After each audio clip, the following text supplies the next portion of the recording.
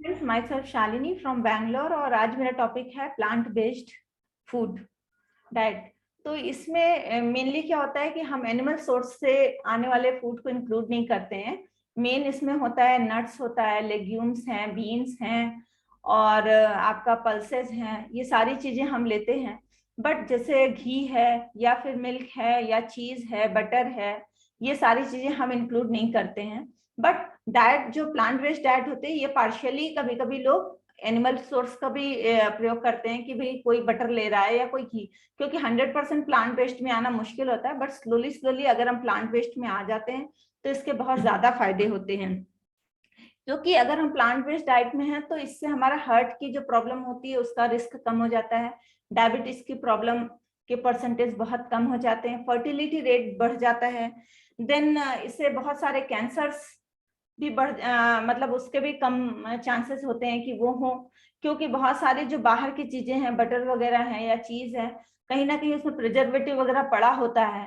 और अगर हम उन चीजों को कट कर रहे हैं तो उसके चांसेस कम हो जाते हैं। इवन अर्थराइटिस वगैरह में भी अगर हम प्लांट बेस्ड डाइट पर हैं तो हमें बहुत फायदा होता है।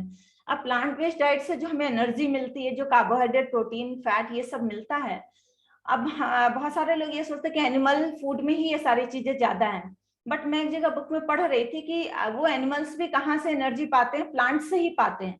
तो हमारा मेनली सोर्स जो है न्यूट्रिशन का वो प्लांट ही होता है, जो कि एनिमल्स लेते हैं और फिर जो नॉन वेजिटेरियन है वो नॉनवेज खा के वहां से पाते हैं। तो अगर हम डायरेक्टली प्लांट से वो energy, carbohydrate, protein, fat, fibre, जो हाई फाइबर होता है, ये वहां से डायरेक्टली ले रहे हैं तो डेफिनेटली हमारे इन्फेक्शन के चांसेस कम होते हैं और डायरेक्ट हमें वो चीजें मिलती हैं।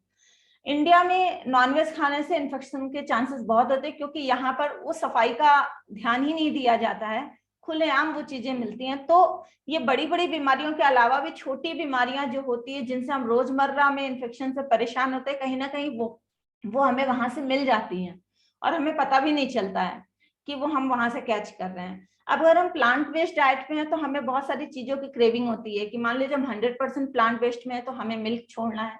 अब हमें क्रेविंग हो रही है स्वीट्स की, तो हम क्या कर सकते हैं, हमें खाने के बाद हम फ्रूट का प्लान कर लें कि हमें मीठे का है तो हम कोई ऐसा फ्रूट एक दो स्लाइस ले लें, थोड़ा सा ले लें तो हमें बहुत अच्छे से हो जाएगा।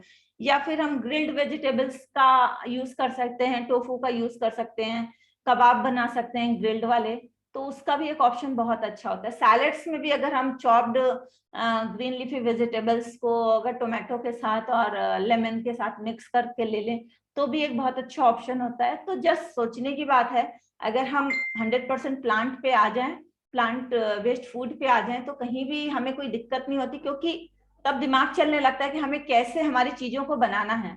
हाँ, एक वीगन होता है जिसमें कि हम मिल्क सोर्स भी नहीं लेते हैं, तो उनके साथ एक प्रॉब्लम ये आती है कि B12 की कमी आने लगती है। तो उसके लिए अलग से सप्लीमेंटेशन जरूर लेना चाहिए। तो वो मतलब ईयरली वंस हमें डी का और B12 ये चेक करते रहना चाहिए। अगर उसकी कमी है तो सप्लीमेंट्स के थ्रू हमें उसे कंप्लीट कर लेना चाहिए। Thank you everyone.